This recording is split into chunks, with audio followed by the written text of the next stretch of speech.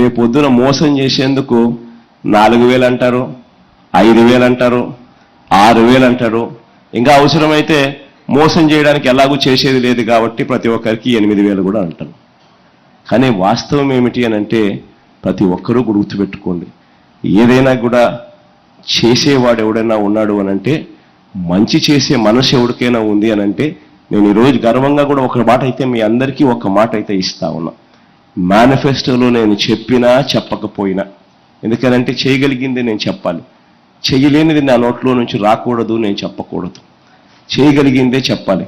కానీ నేను మేనిఫెస్టోలో చెప్పినా చెప్పకపోయినా ఈ 58 నెలల పాలన చూస్తే చాలా కనిపిస్తాయి మీ అందరికీ కూడా. నేను చెప్పనివి చాలా చేసినవి అన్నీ కూడా మీ అందరికీ కూడా కనిపిస్తాయి.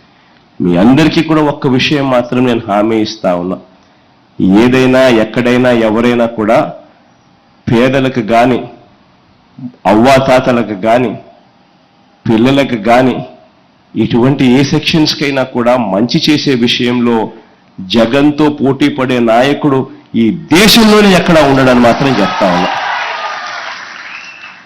వెసులుబాటును బట్టి అవకాశం ఉంటే మాత్రం ఎక్కడా కూడా మీ బిడ్డ తగ్గడు. అవ్వాతాతల విషయంలో మరీ ముఖ్యంగా అసలు తగ్గే అవకాశము, తగ్గే పరిస్థితి అసలు ఉండదని కూడా చెప్తా ఉన్నా.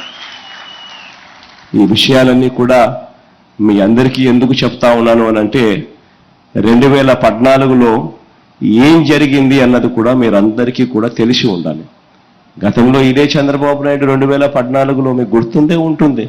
నా సిద్ధం సభలు చూస్తా ఉన్నారా, టీవీలలో అన్న చూస్తా ఉన్నారా మీరంతా? నా సిద్ధం సభల్లో నేను చెప్పే మాటలన్నీ కూడా,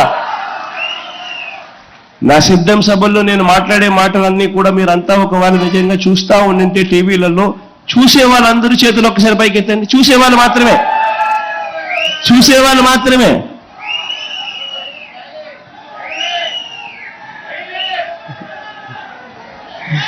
అందరూ చూస్తా